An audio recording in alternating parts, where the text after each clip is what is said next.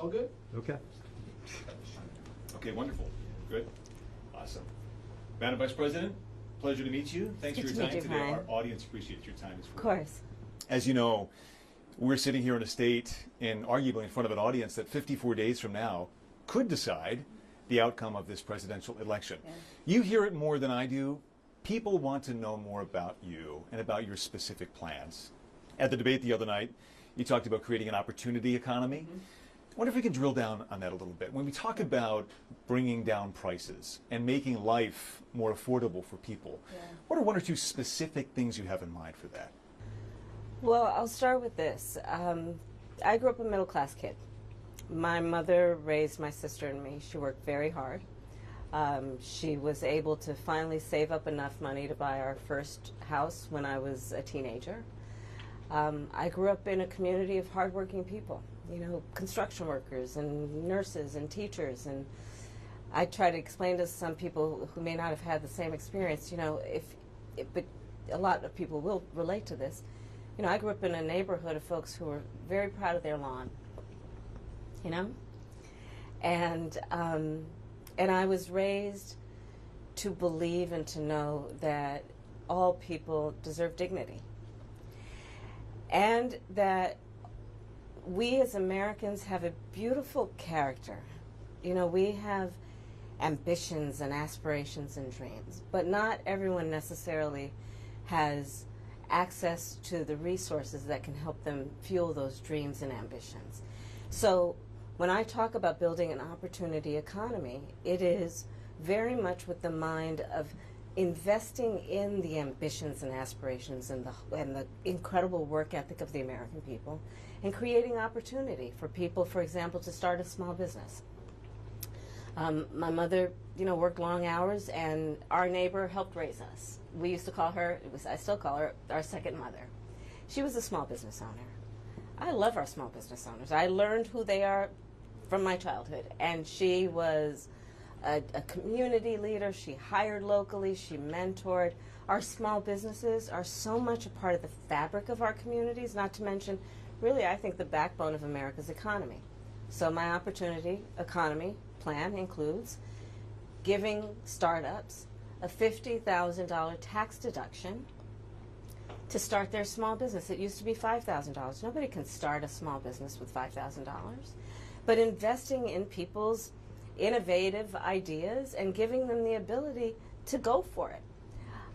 Opportunity economy means, look, we don't have enough housing in America. We have a housing supply shortage. And what that means, in particular for so many younger Americans, the American dream is elusive. It's just actually not attainable. So part of my plan is to work with the private sector and housing developers to give them a tax credit, to be able to partner with us as the government to build, and my goal is 3 million new homes by the end of my first term. In addition, to help people who just want to get their foot in the door, literally. And so giving first-time home buyers a $25,000 down payment assistance to be able to just get in the door, and then they will do the work that they need to do to save and to pay that mortgage and to build wealth for themselves and their family. These are some examples of what I mean when I talk about an opportunity economy, and a lot of it has to do with just the community I was raised in and the people that I admired, who work hard, you know, and deserve to have, you know, their dreams fulfilled because they're prepared to work for it. You talked at the debate and at previous appearances about turning the page on the past. And in fact, here today in Johnstown, you're talking about a new way forward. Yeah. I think some people have a question, given maybe your current role as Vice President of the United States, how different you are from Joe Biden. And so I wonder if there are one or two spots, policy areas or approaches where you would say, I'm a different person. Well, I'm obviously not Joe Biden. And, you know, I offer a new generation of leadership. And so, for example, thinking about developing and creating an opportunity economy where it's about investing in areas that really need a lot of work, and maybe focusing on, again, the aspirations and the dreams, but also just recognizing that at this moment in time, some of the stuff we could take for granted years ago we can't take for granted anymore. For example, another plan that I have that is a new approach is to expand the child tax credit to $6,000 for young families for the first year of their child's life, because that is obviously a very critical stage of development of a child. And a lot of young parents need the help to buy a car seat or a crib or clothes for their kids. And so my approach is about new ideas, new policies that are directed at the current moment. And also, to be very honest with you, my focus is very much in what we need to do over the next 10, 20 years to catch up to the 21st century around, again, capacity, but also challenges. Crime and public safety are two major issues, right at the forefront of voters' minds, in Philadelphia as well, where crime is a significant issue. When we talk about crime, the conversation turns to gun safety as well. And I think you actually probably caught a lot of people off guard, maybe a bit by surprise in the debate the other night when you mentioned that you are a gun owner. I know you said it in 2019 as well. I want to talk about your values on this issue. When it comes to gun ownership, where do you draw the line in America on gun ownership and gun use? Well, like you said, Brian, I am a gun owner, and Tim Walz, my running mate, is also a gun owner. We're not taking anybody's guns away. I support the Second Amendment, and I support reasonable gun safety laws.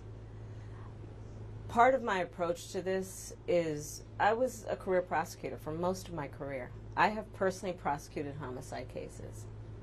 I have personally looked at autopsies. I have personally seen what assault weapons do to the human body.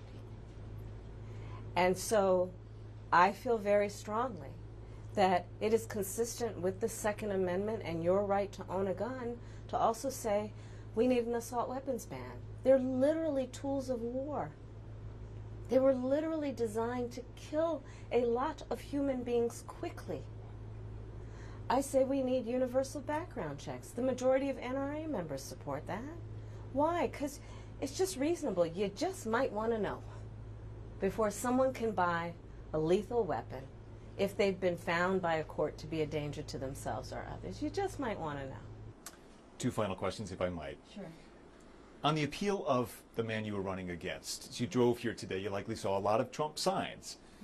He has an historic appeal in this country. And as you are someone running against him and trying to understand that, I wonder how you distill it. What do you understand his appeal to be? And how do you speak to his voters? Or maybe people who just share his values but are open to something else?